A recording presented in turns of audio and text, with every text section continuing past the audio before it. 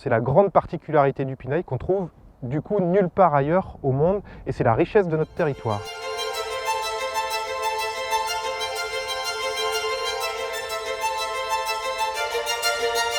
Le pinail, c'est donc une zone humide d'importance mondiale qui a été classée en 2021 pour protéger les zones humides que l'on trouve ici. Ici, c'est un territoire qui fait 925 hectares, qui était autrefois une carrière de pierre meulière.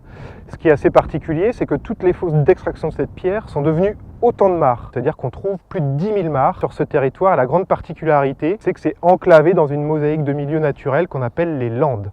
Et c'est deux types d'habitats, et c'est la grande particularité du pinail qu'on trouve du coup nulle part ailleurs au monde et c'est la richesse de notre territoire. En termes de biodiversité, sur le site on trouve en gros près de 2800 espèces, c'est ce que l'on connaît aujourd'hui, donc aussi bien des animaux que des plantes que des champignons. Dans les groupes emblématiques, on va trouver les amphibiens avec les crapauds, les grenouilles, les tritons et les salamandres bien évidemment. Les libellules, c'est un des hotspots français des libellules puisqu'on trouve plus de 50 espèces différentes. Toujours chez les animaux, on va trouver les oiseaux. Alors ici, c'est l'oiseau emblématique, c'est la fauvette pichou.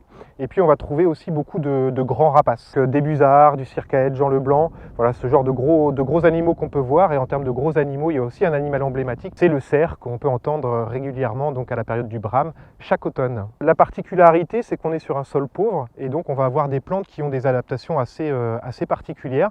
Et la grande particularité, c'est qu'on a 5 plantes carnivores et donc qui vont se nourrir soit de zooplancton pour celles qui vivent dans l'eau, soit de petits moucherons pour celles qui vivent sur Terre. Et au niveau des champignons, il y a aussi tout un tas d'espèces qui sont rares et menacées à l'échelle mondiale. C'est ça qui fait la particularité du pinail, c'est d'héberger tout un tas d'espèces aussi qui sont malheureusement rares et menacées de disparition. Et donc notre rôle, eh bien, c'est de les protéger bien évidemment. La brande, c'est un paysage qu'on appelle localement dans le Poitou les brandes du Poitou et en français on appelle ça plus généralement la lande. Donc la lande, c'est un assemblage d'espèces végétales, donc avec les bruyères, dont la fameuse brande qui est la bruyère à balai dont on se servait autrefois pour faire des toitures de végétation, des palissades, chose que l'on fait encore aujourd'hui sur le pinail. Donc les bruyères et puis les ajoncs.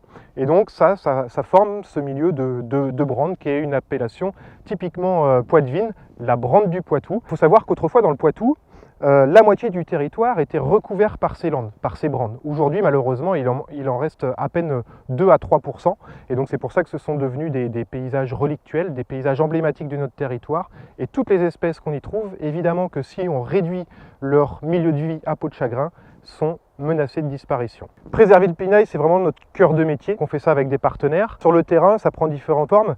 Le premier, c'est d'intervenir sur les milieux si nécessaire. Il faut savoir qu'on est sur des milieux qu'on appelle ouverts, c'est-à-dire qu'ils ont besoin d'être ensoleillés, les landes et les mares ont besoin de soleil pour se développer. Et donc régulièrement, on va intervenir. On intervient de différentes manières sur le pinail. On va avoir de la coupe avec export de la brande. De l'autre, on peut faire du pâturage. On peut faire également du brûlage. Donc c'est des activités plus spécifiques sur la réserve naturelle nationale du pinail. Mais c'est les 3 modes d'entretien de cet espace-là. Mais sachant que d'un autre côté, on fait aussi de la libre évolution pour laisser la nature évoluer spontanément. Un des grands enjeux, c'est de concilier la préservation de la biodiversité avec les différents usages. Le principal usage sur le site, c'est la sylviculture et trouver le juste milieu entre une exploitation du boisement et puis la préservation des espèces qu'on va trouver sur le site. Pour bien le faire, eh bien, on a besoin de bien connaître ce site, comment il se porte, quel est son état de santé. Et donc notre deuxième grosse activité, ça va être les suivis scientifiques pour savoir comment ça évolue et si nos interventions vont dans le bon sens, dans le sens du maintien de cette biodiversité. Et puis le troisième gros volet, ça va être de valoriser cette biodiversité, de sensibiliser le public à ces enjeux de conservation, puisque eh bien, la protection de la nature, ce n'est pas l'affaire des naturalistes ou des écologues, c'est vraiment l'affaire à tous.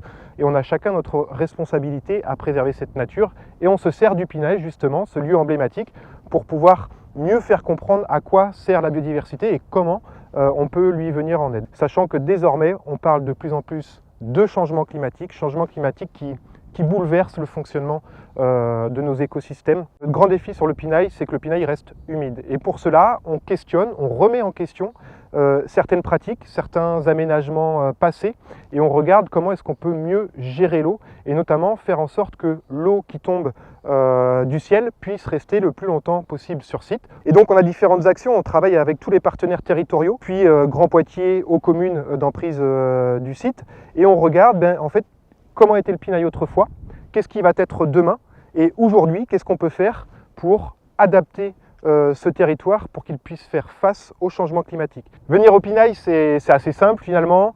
La porte d'entrée du Pinail, c'est la réserve naturelle nationale du Pinail qui existe depuis près de 40 ans et qui dispose d'aménagements pédagogiques, notamment un sentier d'interprétation. Donc c'est vraiment la porte d'entrée de notre territoire Ramsar, puisque du coup il y a un accueil, il y a des activités pédagogiques qui sont proposées et ça fonctionne pour tous les âges, c'est-à-dire depuis nos plus petits enfants vers 3-6 ans et puis juste aux plus grands puisqu'on a toujours à apprendre en fait et puis surtout à s'émerveiller des choses qui nous entourent comme sur le Pinail.